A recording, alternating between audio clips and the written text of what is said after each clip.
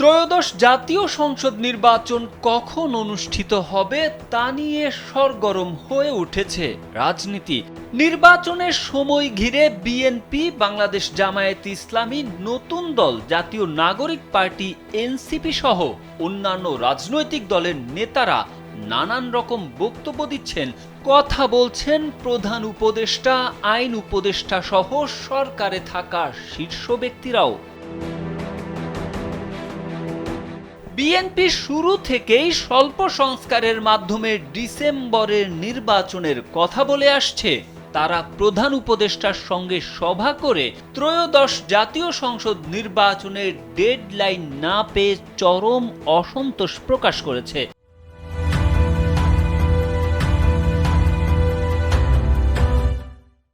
দলটি পরবর্তী ৩ মাস মাঠে থাকার পরিকল্পনা করছে।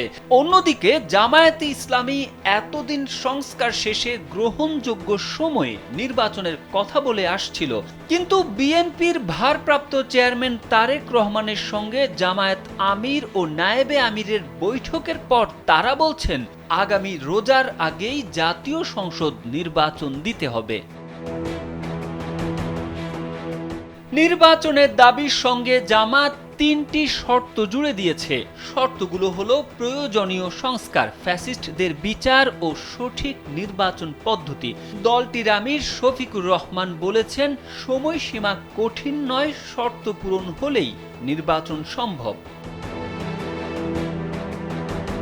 অন্যদিকে ইসলামী আন্দোলন বাংলাদেশ সংস্কার শেষ না করে নির্বাচনের বিরোধিতা করে বলেছে, সংস্কারবিহীন নির্বাচন নতুন স্বৈরাচারের জন্ম দিতে পারে। আর এনসিপির শীর্ষ নেতারা বলেছেন, প্রয়োজনীয় সংস্কার সম্পন্ন করে ডিসেম্বর বা জানুয়ারিতে নির্বাচন হলে তাদের আপত্তি নেই। তবে নির্বাচনের আগে গণ অধিকার পরিষদ নির্বাচন করে সংবিধান পুনর্লিখনের কথাও বলেন দলটির নেতারা।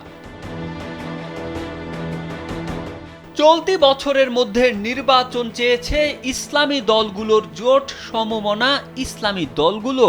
গেল বুধবার রাজধানীর পুরানা পল্টনে খেলাফত মজলিসের কার্যালয়ে অনুষ্ঠিত বৈঠকে এই সিদ্ধান্তে ঐক্যমত্য পোষণ করে দলগুলো। বিশ্লেষকরা বলছেন, নির্বাচনের দিনক্ষণ বিষয়ে অনেকটা বিপরীতমুখী অবস্থানে থাকা বিএনপি ও জামায়াতে ইসলামী এখন প্রায় কাছাকাছি চলে এসেছে।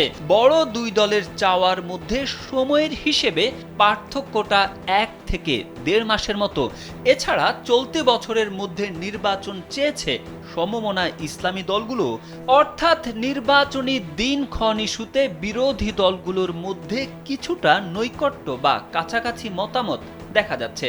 তবে মৌলিক সংস্কার ইস্যুতে এখনো মতপার্থক্য রয়ে গেছে।